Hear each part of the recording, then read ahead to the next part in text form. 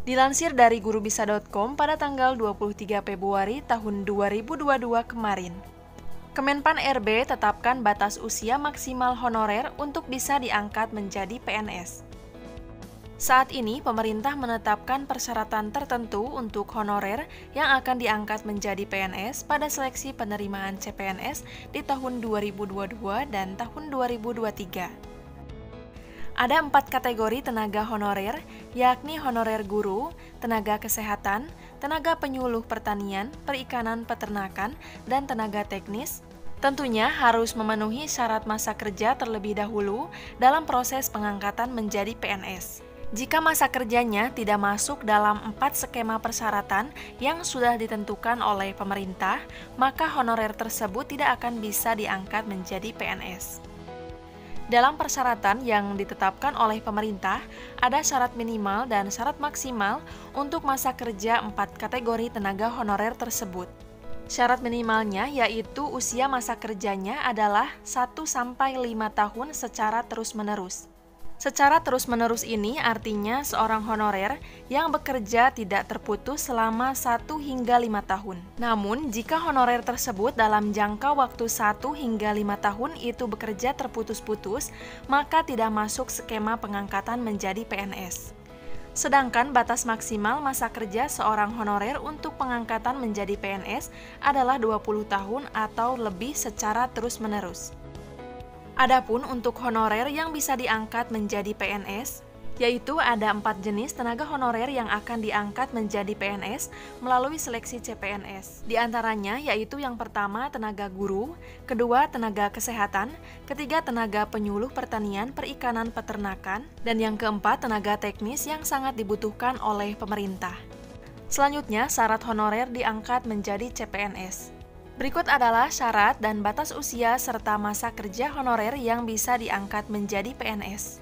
Mengacu pada Peraturan Pemerintah Nomor 48 Tahun 2005, yang pertama tenaga honorer yang berusia maksimal 46 tahun dan mempunyai masa kerja 20 tahun atau lebih secara terus-menerus. Kedua, tenaga honorer yang berusia maksimal 46 tahun dan mempunyai masa kerja 10-20 tahun secara terus-menerus.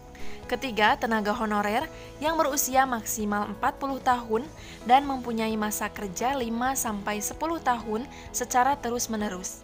Keempat, tenaga honorer yang berusia maksimal 35 tahun dan mempunyai masa kerja 1-5 tahun secara terus-menerus. Untuk pengangkatan akan diprioritaskan bagi tenaga honorer dengan usia paling tinggi atau masa pengabdian paling lama. Untuk kriteria lama masa pengabdian tidak diberlakukan bagi pegawai honorer tenaga dokter yang telah atau sedang bertugas di unit pelayanan kesehatan milik pemerintah. Selama mereka masih berusia di bawah 46 tahun dan bersedia ditugaskan di tempat terpencil minimal 5 tahun, maka ia akan diangkat menjadi CPNS atau P3K setelah lulus seleksi. Dalam PP Nomor 48 Tahun 2005, dijelaskan seleksi itu meliputi seleksi administrasi, disiplin, integritas, kesehatan, dan kompetensi.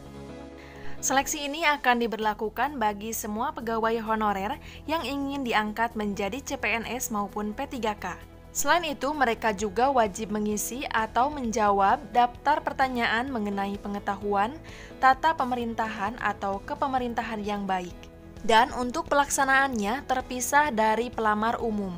Untuk daftar pertanyaan ini akan disusun oleh tim koordinasi tingkat nasional.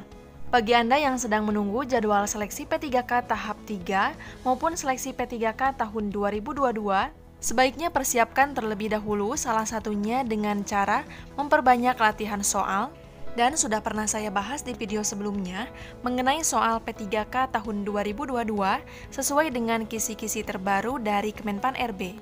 Anda bisa melihatnya di link video di atas ini. Untuk informasi lebih lengkapnya mengenai rekrutmen CPNS dan P3K tahun 2022, sudah sering saya bahas di video sebelumnya. Anda bisa melihatnya di playlist info CPNS dan P3K. Supaya tidak ketinggalan update informasi penting lainnya, jangan lupa untuk mengklik tombol subscribe dan nyalakan tombol loncengnya agar mendapatkan notifikasi setiap saya mengupdate informasi. Semoga bermanfaat. Wassalamualaikum warahmatullahi wabarakatuh.